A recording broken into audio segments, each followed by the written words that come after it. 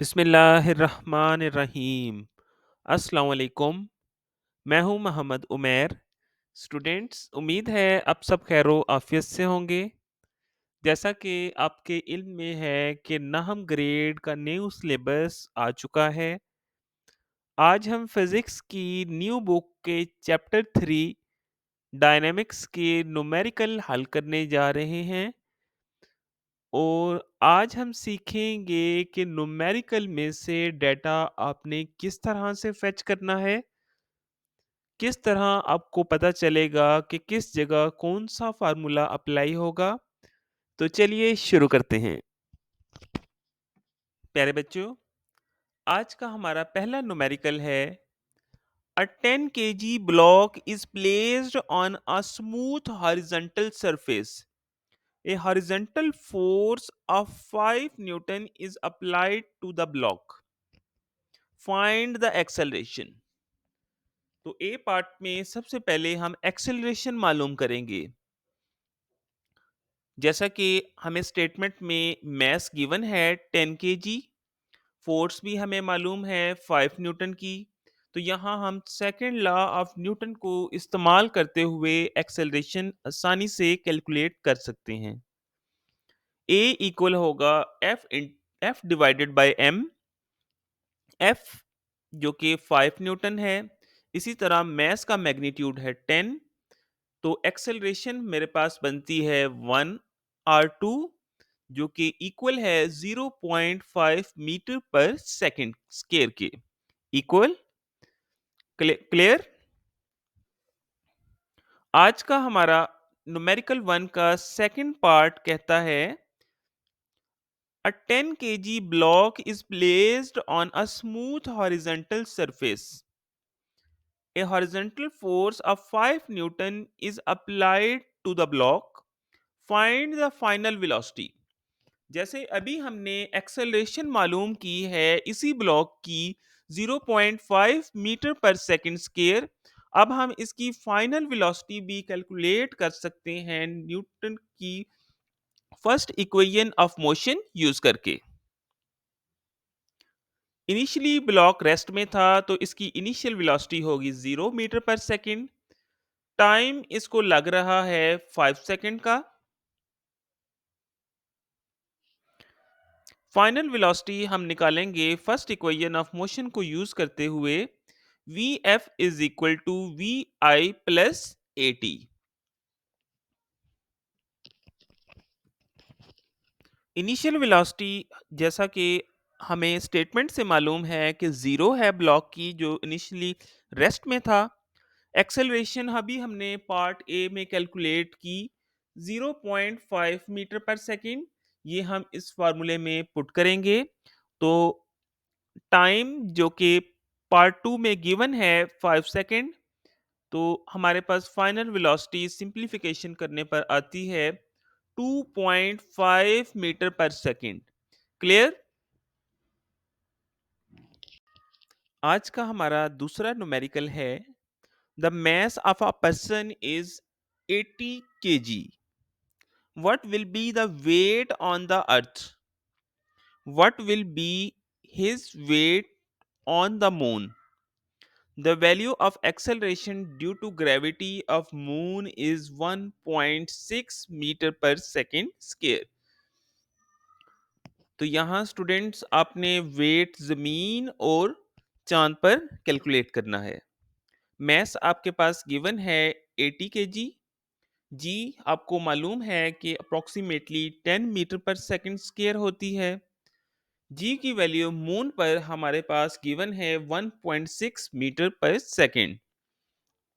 तो सबसे पहले हम जमीन पर वेट देखते हैं। W is equal to M G से हम ये मालूम करेंगे। 80 को मल्टीप्लाई करेंगे जी की वैल्यू 10 से, तो जमीन पर वेट आता है 800 न्यूटन। मून पर अगर हम यही वेट कैलकुलेट करें तो 80 को मल्टीप्लाई करेंगे जी की वैल्यू 1.6 से, तो वेट हमारे पास बनता है 128 न्यूटन। क्लियर। डियर स्टूडेंट्स, अब हम बढ़ेंगे आज के तीसरे न्यूमेरिकल की तरफ। What force is required to increase the velocity of 800 kg car from 10 meter per second to 30 meter per second in 10 seconds? तो बहुत आसान है, आपने परेशान नहीं होना। सबसे पहले आपने स्टेटमेंट में से डेटा को लिखना है। मैस जो कि गिवन है हमारे पास कार का m is equal to 800 kg, initial velocity है 10 metre per second, final velocity है 30 मीटर पर सेकेंड, टाइम है 10 सेकेंड का। पूछा गया है कि कितनी फोर्स लगाएं तो इसकी वेलोसिटी बढ़ेगी और 30 मीटर पर सेकेंड हो 10 सेकेंड्स में। तो हमें मालूम है न्यूटन का second law in term of momentum से कि फोर्स इक्वल होती है rate of change of momentum के। तो हम वैल्यूज पुट करेंगे फार्मूला में, F is equal to M V F minus M V I R T के। मैस जो कि गिवन है 800, इसको मल्टीप्लाई करेंगे फाइनल वेलोसिटी 30 से, माइनस मैस 800 ही रहेगा, और ये मल्टीप्लाई होगा initial velocity 10 metre per second से, डिवाइड करेंगे टोटल टाइम से जो है 10 सेकंड। सिंप्लीफिकेशन करने पर हमारे पास फोर्स आती है 16,000 डिवाइडेड बाय 10, तो ये बनती है 1600 न्यूटन। क्लियर? न्यूमेरिकल 3.4 है, a 5-gram bullet is fired from a gun. The bullet moves with a velocity of 300 meter per second. If the mass of the gun is 10 kg, find the recoil speed of the gun. सबसे पहले हम statement में से data को लिखेंगे। Mess जो bullet का दिया हुआ है इसको हम स्मॉल m से रिप्रेजेंट करेंगे, जो है 5 ग्राम। केजी में कन्वर्ट करने के लिए जो कि इसकी एसआई यूनिट है, हम डिवाइड करेंगे 1000 से, तो मैस हमारे पास बनता है 0.005 KG. Velocity of bullet given है 300 metre per second. Mass of gun equal हुआ है 10 KG. Velocity of recoiling gun हमने कैलकुलेट करनी है। तो जैसा कि हमें मालूम है, यहां हम law of conservation of momentum apply करेंगे। According to law of conservation of momentum, total momentum before firing equal है टोटल मोमेंटम आफ्टर फायरिंग के। फायरिंग से पहले गन और बुलेट दोनों रेस्ट हालत में हैं, तो इनका मोमेंटम होगा 0। फायरिंग के बाद मोमेंटम जो बुलेट का है वो m1v1 है। इसी तरह जो गन का मोमेंटम है वो capital M into capital V बनेगा। Velocity of recoiling gun calculate करने के लिए हम फार्मूला यूज करेंगे, capital V is equal to minus M V R M. जब हम कंजर्वेशन ऑफ इक्वेशन की इक्वेशन सॉल्व करेंगे तो वहां से हमें V इक्वल आएगा minus M V R M के। अब हम इसी इक्वेशन में अपनी गिवन वैल्यूज पुट करेंगे और देखेंगे कि एक कॉम्प्लेक्स नजर आने वाली प्रॉब्लम हमने कितनी आसानी से सॉल्व कर दी। तो यही हमारे पास फिजिक्स की खूबसूरती है कि हम एक कॉम्प्लेक्स प्रॉब्लम को फार्मूलाज को इस्तेमाल करते हुए आसानी से सॉल्व कर सकते हैं। V is equal to minus mass of bullet है 0.005 गिवन है, into V velocity of bullet 300 metre per second, divided by mass of gun 10 kg। तो ये हमारे पास बनता है minus into 0.15 metre per second. तो बेटा इतनी वेलोसिटी से गन जो है वो ऑपोजिट डायरेक्शन में मूव करेगी।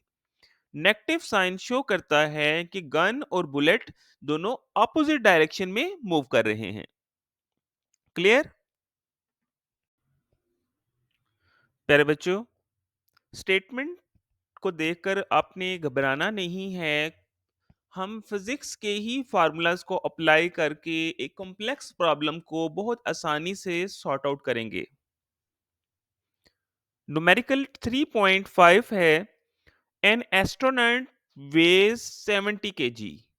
He throws a wrench of a mass 300 gram at a speed of 3.5 meter per second. Determine the speed of the astronaut. Number 2 है ऑप्शन बी में distance covered by the astronaut. तो सबसे पहले आपने statement में से data को निकालना है। मैस ऑफ एस्ट्रोनॉट को मैंने एम ए से रिप्रेजेंट किया है, जो कि 70 केजी है। मैस ऑफ रेंच 300 ग्राम है।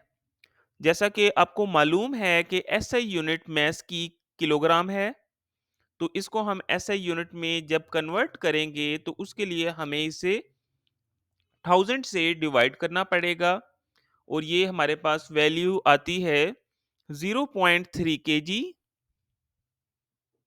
इसी तरह रेंच की जो वेलोसिटी है जब हम उसको फेंकते हैं वो है 3.5 मीटर पर सेकेंड।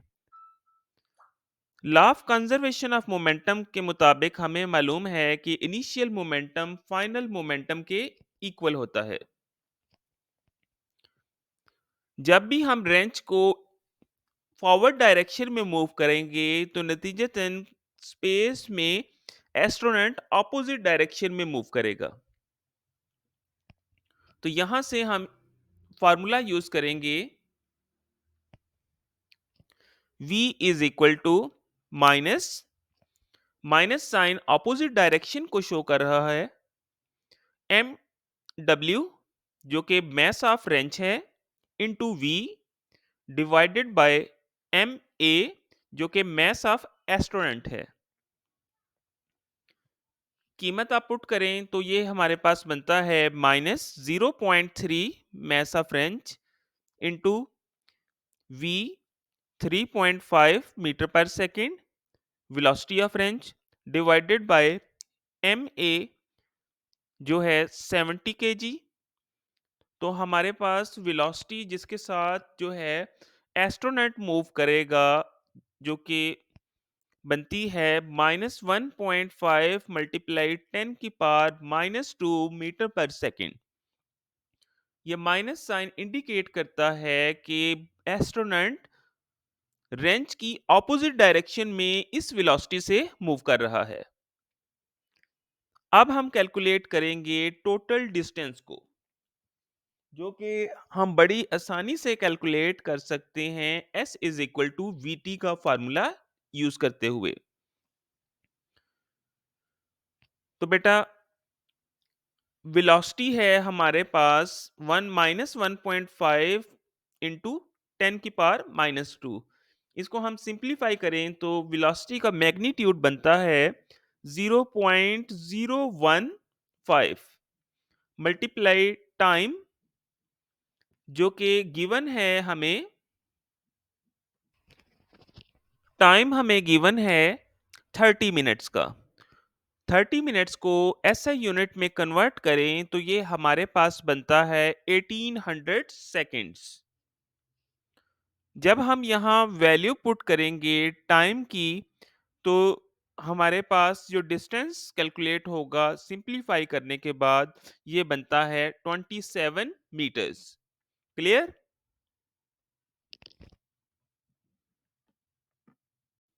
प्यारे बच्चों, न्यूमेरिकल 2.6 कहता है a 6.5 into 10 की power 3 kg bogie of a goods train is moving with a velocity of 0.8 metre per second. एक ट्रेन की बोगी 0.8 मीटर पर सेकेंड की रफ्तार से मूव करती है। another bogie of mass 9.2 multiply 10 की power 3 kg coming from behind, एक और बोगी पीछे से आती है 1.2 मीटर पर सेकंड की वेलोसिटी से। ये दोनों बोगियां टकराती हैं और आपस में एक दूसरे के साथ अटैच हो जाती हैं। Collides with the first one and couples to it. Find the common velocity of two bogies after they become coupled. तो सबसे पहले आपने स्टेटमेंट से डाटा लिखना है। m1 हमारे पास है 6.5 मल्टीप्लाई 10 की पावर 3 kg। m2 गिवन है 9.2 मल्टीप्लाई 10 की पावर 3 kg। इसी तरह वेलोसिटी जो कि पहली बोगी की है v1 बराबर है 0.8 मीटर पर सेकंड।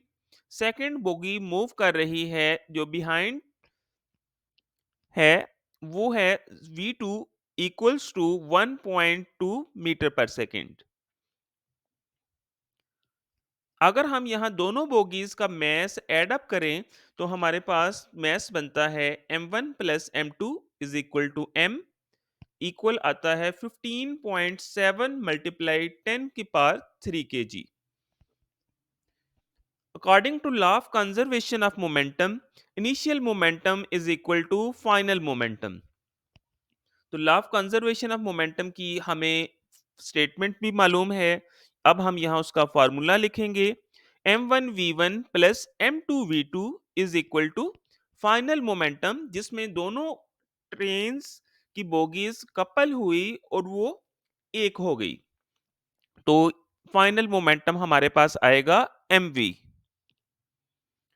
तो यहां से हम वेलोसिटी कैलकुलेट करेंगे जो कि हम निकाल सकते हैं v is equal to m1v1 plus m2v2 को m से डिवाइड करके।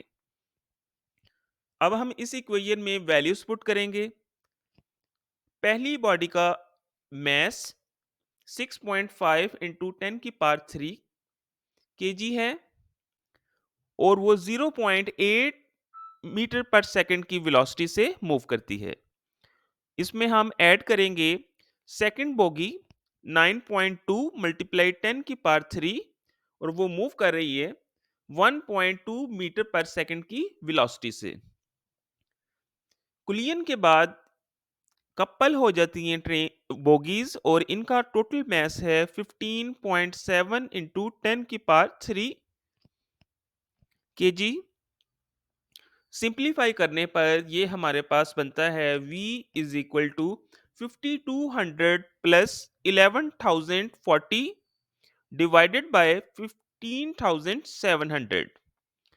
5200 में जब हम 11040 ऐड करें तो ये हमारे पास बनता है 16240, जो कि तकसीम हो रहा है 15700 से।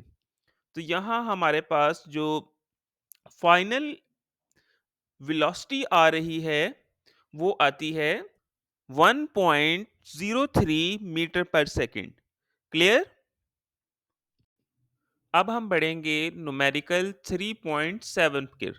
प्यारे बच्चों, स्टेटमेंट पर आपने सबसे ज्यादा फोकस रखना है ताकि आप दुरुस्त वैल्यू स्टेटमेंट से निकाल सकें। A cyclist weighing 55 kg rides a bicycle of mass 5 kg. He starts from rest and applies a force of 90 Newton for 8 seconds. Then he continues at a constant speed for another 8 minutes. Calculate the total distance traveled by the cyclist. तो बेटा यहाँ दो तरह के जो हैं distance cover हो रहे हैं। फर्स्ट केस में जिसमें साइक्लिस्ट ने रेस्ट से स्टार्ट किया और एक्सेलरेट किया। दूसरे केस में जिसमें वो एक कांस्टेंट स्पीड के साथ मूव कर रहा है। तो यहाँ हम दोनों केसेस के डिस्टेंस अलग अलग से कैलकुलेट करेंगे और एंड में दोनों डिस्टेंसेस को ऐड अप कर देंगे। मैस जैसा कि राइडर का 55 केजी है और साइकिल का मैस 5 केजी है, तो टोटल हमारे पास मैस निकल रहा है 60 केजी। फोर्स जो कि राइडर लगा रहा है पहले 8 सेकंड में, वो है 90 न्यूटन। टोटल जो टाइम जिसमें टोटल फासला तय हुआ है वो है 16 सेकंड्स, जो कि T1 और T2 पर मुश्तमिल है, जो कि दोनों 8-8 सेकंड्स हैं। इनिशियल वेलोसिटी जैसा कि बताया गया है कि ही स्टार्ट्स फ्रॉम रेस्ट, तो यहाँ से मालूम होता है कि initial velocity 0 metre per second है। तो न्यूटन के सेकंड लॉ के मुताबिक हमें पता है कि फोर्स मैस इनटू एक्सेलरेशन के इक्वल होती है।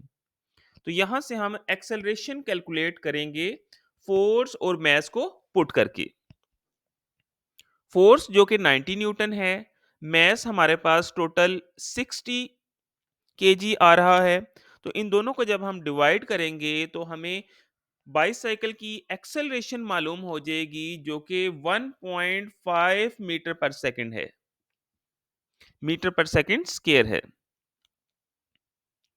फाइनल वेलोसिटी निकालने के लिए हम क्या करेंगे, initial velocity plus 80 first equation of motion use करेंगे। First equation of motion use करके हमने बॉडी की फाइनल वेलोसिटी निकालनी है। वी आई 0 है, जो कि गिवन है हमारे पास, प्लस ए जो अभी हमने कैलकुलेट किया, इसका मैग्नीट्यूड है 1.5, और टाइम पहले केस में 8 सेकंड है। तो ये फाइनल वेलोसिटी हमारे पास निकल रही है 12 मीटर पर सेकंड। अब हम डिस्टेंस कैलकुलेट करेंगे, क्योंकि यहाँ स्पीड चेंज हो रही है, तो यहाँ हम एवरेज स्पीड लेंगे। एवरेज स्पीड के लिए हम इनिशियल और फाइनल स्पीड्स को ऐड करके डिवाइड 2 पर करेंगे।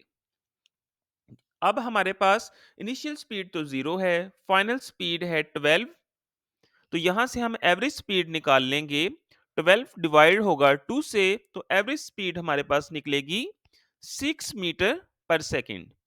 टाइम पहले केस में 8 सेकंड है, तो टोटल फासला जो पहले फेज में ट्रेवल हो रहा है S1, वो आता है 48 मीटर। इसी तरह सेकंड फेज जिसमें आपका स्पीड चेंज नहीं हो रही, कांस्टेंट स्पीड के साथ बॉडी मूव कर रही है, तो यहां हम सेम फार्मूला लगाएंगे, S2 is equal to V cross T। पहले हमने V एवरेज इसलिए लगाया क्योंकि स्पीड तब्दील हो रही थी। अब हम V cross T simply multiply करेंगे। स्पीड जो कि आपको मालूम है फाइनल स्पीड है सेकंड फेज के, क्योंकि स्पीड तब्दील नहीं हो रही यहाँ, तो 12 मीटर पर सेकंड के साथ पहले फेज में मूव कर रही है। जैसा कि उसने बताया कि then he continues at a constant speed, तो वो इसी स्पीड से कंटिन्यू करेगा जो है 12 metre per second for another 8 second. तो हम इसको मल्टीप्लाई करेंगे 8 से, तो हमारे पास जो सेकंड फेज में फासला तय हुआ वो है 96 मीटर। एट द एंड हम दोनों डिस्टेंसेस को ऐड अप करेंगे टोटल डिस्टेंस मालूम करने के लिए, जो कि हमारे पास आता है 144 मीटर। क्लियर? आज का हमारा सेकंड लास्ट क्वेश्चन है 3.8। A ball of mass 0.4 kg is dropped on the floor from the height of 1.8 metre. एक बॉल जिसका वजन 0.4 किलो है, इसको एक हाइट 1.8 मीटर से जमीन पर गिराया जाता है। The ball rebounces straight upward at to a height of 0.8 metre. जमीन को टकराने के बाद बॉल 0.8 मीटर ऊपर की जानिब उठती है।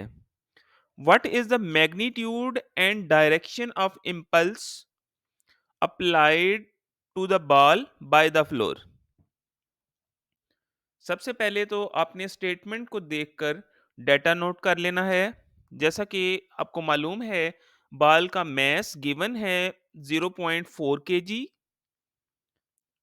हाइट h1 हमारे पास है, 2 हाइट्स हैं, तो पहली हाइट को मैं h1 लिखता हूँ और दूसरी हाइट को मैं h2 लिखूंगा। h1 है हमारे पास 1.8 मीटर, h2 जो कि सेकंड हाइट है वो है 0.8 मीटर। तो बेटा यहाँ हम फार्मूला यूज करेंगे v is equal to square root 2gh। सबसे पहले हम बॉल की इनिशियल वेलोसिटी निकालेंगे जमीन को टकराने से पहले। बॉल हमने एक हाइट से फेंकी, वो जमीन को टकराने से पहले उसकी जो वेलोसिटी है वो हम कैलकुलेट करने जा रहे हैं। तो वी आई यहाँ हम लिखेंगे बराबर है स्केयर रूट 2g h1। तो g की वैल्यू जैसा कि आपको मालूम है 9.8 है, तो 2 को मल्टीप्लाई करेंगे 9.8 से और मल्टीप्लाई फिर से करेंगे h1 जो है 1.8। तो इस तरह जमीन को टकराने से पहले बॉल की वेलोसिटी निकलती है 5.94 मीटर पर सेकंड और इसकी डायरेक्शन है डाउनवर्ड डायरेक्शन में। इसी तरह अब बॉल जब जमीन को टकरा कर ऊपर की जानिब उठेगी तब हम उसकी वेलोसिटी को बोलेंगे vf, जो कि इक्वल है स्क्वायर रूट 2g h2 के। सेम इसी तरह जिस तरह हमने पहले कैलकुलेशन की है, हम सिंपलीफाई करेंगे और वैल्यू हमारे पास आती है 3.96 मीटर पर सेकेंड। ये क्योंकि जमीन के टकराने के बाद है तो इसकी वेलोसिटी की डायरेक्शन होगी अपवर्ड डायरेक्शन में। तो अब हम इम्पल्स कैलकुलेट करेंगे। जैसा कि आपको मालूम है कि इम्पल्स बराबर होता है चेंज इन मोमेंटम के। तो m क्योंकि फिक्स है, कांस्टेंट है, बॉल का मास नहीं चेंज हो रहा, तो m हम इक्वेशन से बाहर लिख लेंगे, bracket V F minus V I. V F यहाँ फाइनल वेलोसिटी है और वी आई इनिशियल वेलोसिटी है बॉल के जमीन को टकराने से पहले। तो m की वैल्यू हम पुट करेंगे फार्मूला में 0.4। वी एफ जो कि फाइनल वेलोसिटी है जब बॉल जमीन को टकराकर ऊपर की जानिब जाती है तो उसकी वेलोसिटी होती है 3.96 मीटर पर सेकंड।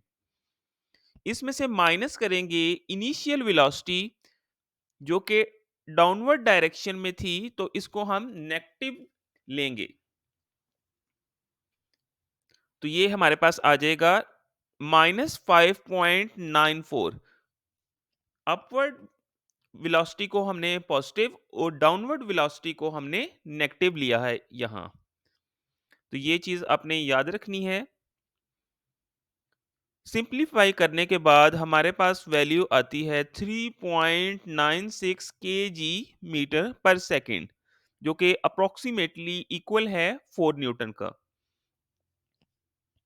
तो मैग्नीट्यूड ऑफ इम्पल्स हमारे पास आता है 4 न्यूटन। डायरेक्शन ऑफ इम्पल्स क्योंकि इम्पल्स पॉजिटिव है तो इसकी डायरेक्शन ऑफ इम्पल्स भी अपवर्ड डायरेक्शन में होगी। क्लियर